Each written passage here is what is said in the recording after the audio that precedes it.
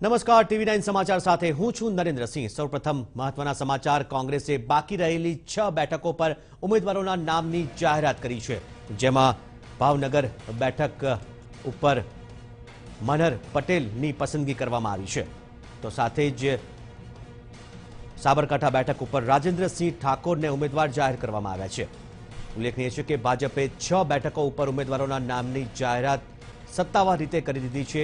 હવે માત્ર કોંગ્રેસમાંથી દાહોદ બેઠકના ઉમેદવારની જાહેરાત બાકી છે। આપણે જણાવી દઈએ કે સાબરકાંઠા બેઠક ઉપરથી રાજેન્દ્રસિંહ ઠાકોર, તો ખેડા બેઠક ઉપર બિમલ શાહને ટિકિટ આપવામાં આવી છે। તો આ સાથે જ ભાજપ અને કોંગ્રેસના ઉમેદવારોની જાહેરાત થઈ ચૂકી છે। દાહોદ બેઠક ઉપર કોંગ્રેસના ઉમેદવારની જાહેરાત બાકી છે, જ્યારે અમદાવાદ પૂર્વ બેઠક ઉપર ભાજપના ઉમેદવારની જાહેરાત બાકી છે। કોંગ્રેસે વધુ 6 ઉમેદવારોની સત્તાવાર જાહેરાત કરી દીધી છે। આ સાથે જ ભાજપ અને કોંગ્રેસે 25 બેઠકો ઉપર ઉમેદવારોની જાહેરાત કરી દીધી છે।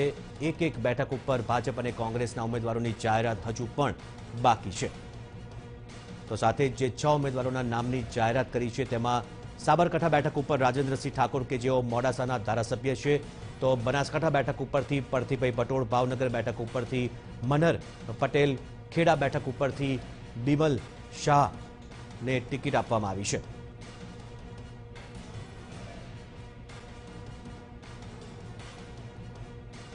ભાવનગર લોકસભાના કોંગ્રેસના ઉમેદવાર આખરે પસંદ થઈ ગયા છે અને એમનું નામ છે મનહરભાઈ વસાણી। મનહરભાઈ અમારી સાથે જ છે, આપણે સીધી જ એમની સાથે વાત કરશું। મનહરભાઈ, ખાસ કરીને હું આપને પૂછવા માંગીશ કે ભાવનગરના જે લોકસભાના મતદાર છે તે આપને શા માટે મત આપે? બિલકુલ, ભાવનગરની જનતાના પ્રશ્નોની વાચા અત્યાર સુધીના છેલ્લા 22-23 વર્ષથી અને 1991થી અહીંયા ભારતીય જનતા પાર્ટીના પ્રતિનિધિ પાર્લામેન્ટમાં જાય છે। હું એને પૂછું કે યુવાનોની રોજગારી માટે એમને શું કર્યું, હું એમને પૂછું અલંગ મૃતપાય કન્ડિશનમાં પડ્યો છે એને શું કર્યું। એરલાઇન્સની અંદર મને યાદ છે 40 વર્ષ પહેલાં એર ઇન્ડિયા અહીંયા આવતી હતી અને છેલ્લા 30 વર્ષની અંદર આજે પેસેન્જર છે, છતાંય વહીવટી તંત્રની કુરસામીને કારણે આજે એરલાઇન્સ પણ પરાણે ચાલે છે। ભાવનગર જનતાની ભૂલ શું કે ડાયમંડ ઇન્ડસ્ટ્રીઝ અહીંથી શિફ્ટ થઈને સુરતમાં ગયો। હું એ સરકારને પૂછું છું કે અલંગ ઇન્ડસ્ટ્રીઝ આજે નાશવંત કન્ડિશનમાં કેમ છે? અમદાવાદથી નીકળતો એક પણ રસ્તો 4 ટ્રેક નથી, એવો નથી, માત્ર ભાવનગરનો રસ્તો છે, 2 રસ્તામાં ચાલે છે। હજારો લોકો ત્યાં મોતને ભેટે છે। આ ભાવનગરના જનતાના મેમ્બર ઓફ પાર્લામેન્ટ અને 9 ધારાસભ્યો ચૂંટાય છે, એ પાર્લામેન્ટમાં કે વિધાનસભામાં કરે છે શું? આ પ્રશ્ન એટલે જનતાનો છે, એ પ્રશ્નને ઉજાગર કરીશું। મનહરભાઈ, ખાસ કરીને જે રીતે ઘણું બધું મોડું નામ જાહેર થયું છે, હવે માત્ર 20 દિવસ આપના હાથમાં છે, કઈ રીતે આટલો મોટો વિસ્તાર, આ વિસ્તારના અનેક પ્રશ્નો કઈ રીતે તમે મતદારો પાસે કઈ રીતે પહોંચશો? નહીં, જો આમાં પહેલી વસ્તુ છે કે ગુજરાતની અંદર ચૂંટણી આવવાની હતી તો દરેક જનતાને ખબર હતી। 23મી એપ્રિલ ચૂંટણી છે એ સૌને ખબર છે। મન મનાવી ચૂકી છે ગુજરાતની અને દેશની જનતા કે નરેન્દ્ર મોદીનું શાસન એ કઈ રીતનું ચાલ્યું। 5 વર્ષની અંદર કોઈને યાદ કરવાનું, તમે લોકો મીડિયાના માધ્યમથી એને બધી રીતે બતાવ્યા। પાર્લામેન્ટની અંદર મિમિક્રી કરતા પણ તમે બતાવ્યા છે અને મસ્કરી કરતા પણ બતાવ્યા છે। એ ગૃહની અંદર શું ચર્ચા થવી જોઈએ એ ગંભીરતાપૂર્વક એને ચર્ચા કરી છે પહેલા? એ રાહુલ ગાંધીની મસ્કરીને ગાંધી ફેમિલીને યાદ કરાવવા સિવાય એને કંઈ કર્યું છે? જનતાએ એને સુવર્ણ મોકો આપ્યો હતો, એને જે વાત કરી હતી એ વાત અત્યારે વળગી રહ્યા છે। નોટબંધીની વાત કરીએ, શું થયું? મનહરભાઈ, ખાસ કરીને આપ જ્યારે અત્યારે અખંડ ભારતના પ્રણેતા એવા મહારાજા કૃષ્ણકુમાર સિંહજીના સ્ટેચ્યુ નીચે જ ઊભા છો, ત્યારે તેમનું એક ભાવનગર ભાવેણાનું સપનું હતું કે મારું ભાવેણા અમુક અનેક રીતે વિકાસ હોય, વિકાસ માટે તમે શું કરશો?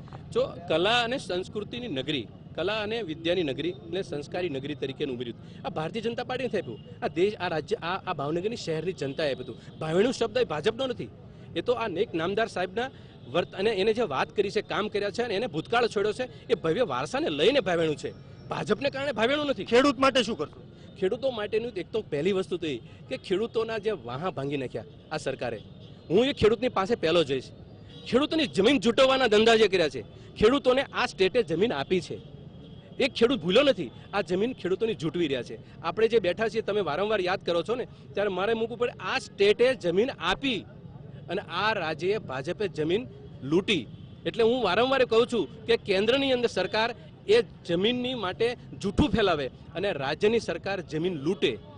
મારો છેલ્લો સવાલ કે જીતને લઈને આપ કેટલા નિશ્ચિત છો? બિલકુલ નિશ્ચિત છું।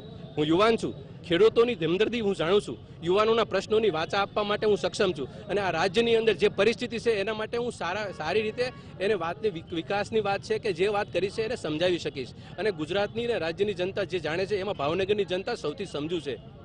આ હતા મનહરભાઈ વસાણી. તેમનું સ્પષ્ટ કહેવું છે કે મહારાજા કૃષ્ણકુમાર સિંહજીના જે સપના હતા તેવું ભાવનગર બનાવવા માટે તે આખરી જે છેલ્લામાં છેલ્લી લડત હશે તે લડી લેશે અને તે પોતાની જીત માટે નિશ્ચિત છે. કેમેરા પર્સન રાજેશ રાઠોડ સાથે અજીત ગઢવી, TV9 ભાવનગર.